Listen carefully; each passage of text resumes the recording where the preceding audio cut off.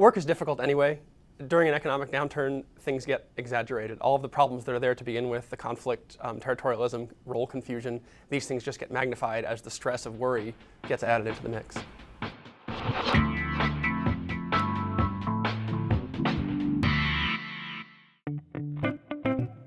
Employees and managers alike in a difficult climate have all the stressors of normal work, plus they are now worried about their own security. Don't all these closed-door meetings worry you? Yeah, I've already started cutting costs, just in case. They're thinking about their debts, their obligations, their families, and they're saying to themselves, if I can't work here, where will I go, what will I do if the economy is contracting? Managers have that stress, plus the additional stress of their own base of employees. These employees are looking to them for guidance, for answers. What's going to happen to me? What's going to happen to my family? And so they have this additional area of responsibility. And so everyone really feels the weight of their responsibilities and their concern over what if this job goes away, what will I do? It's very personal.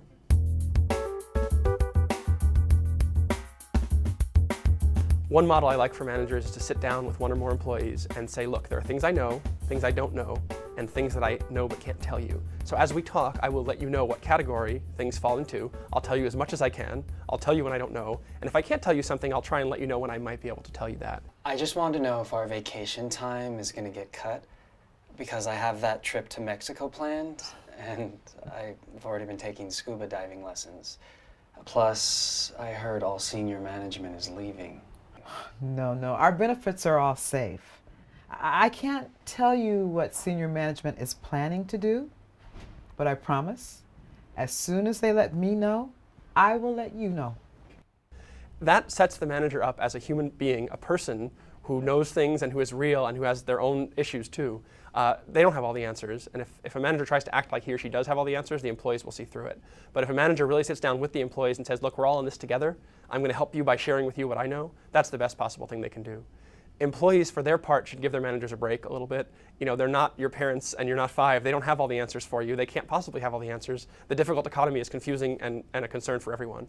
And so ask them questions and try and elicit what they know, at the same time being respectful that they are not experts in everything and they have their own worries too.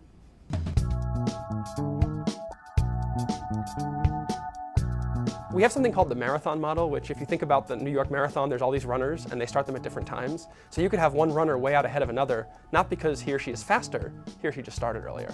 That's what we see in organizational change, things like economic conditions contracting. The senior management is out ahead of the lower level employees because they've been studying the trends, they've been paying attention for a lot longer than the employees have. When do you expect the first wave of layoffs to go down? Sometimes they'll turn back to the employees and say, okay, this is what we're going to do.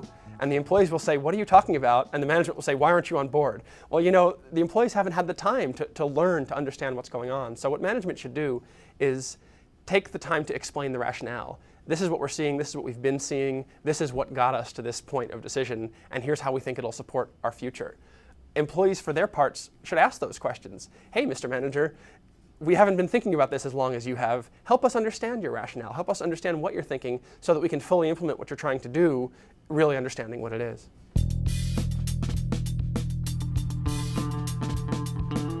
Managers have to understand that they are on stage all the time, every day, all day.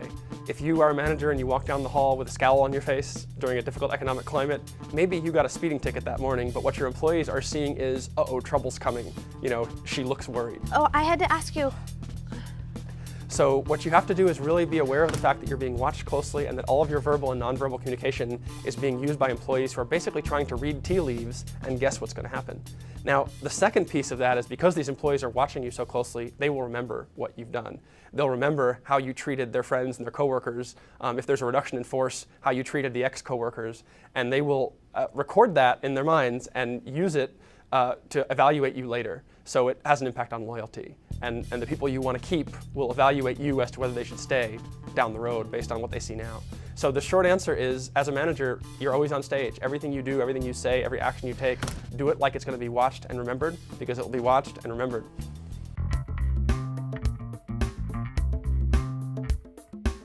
You can't get distracted by the downturn. It's too easy, but the things that make you a good manager make you a good manager, whether it's a downturn or not. You know, Alex, you did a really good job helping out with this last project. Doing a good job of understanding your employees' strengths, their talents, their tendencies, what they like, mapping that to their work. And you're exceptionally good with talking to the clients, so I think maybe you should take the reins for the next one. Doing a good job Yes, of yes. clarifying the goals for a project, Very much. putting together a good plan with your employees, executing well, and then adjusting and following up as needed. I'm not really sure how to handle all of that paperwork. Megan, do you have time to help Alex if any questions come up? Yeah, sure. Great. All of these things are the activities of good management, and they are the same, whether you're in New York or Peru, whether you're in an economic downturn or a boom. These are the things that make you a strong manager. As an employee, doing the work makes you a strong employee. Keep doing those things. It makes you a better employee, a better manager, it's better for your career, and it's better for the company. Don't get so distracted by worry that you stop doing the work.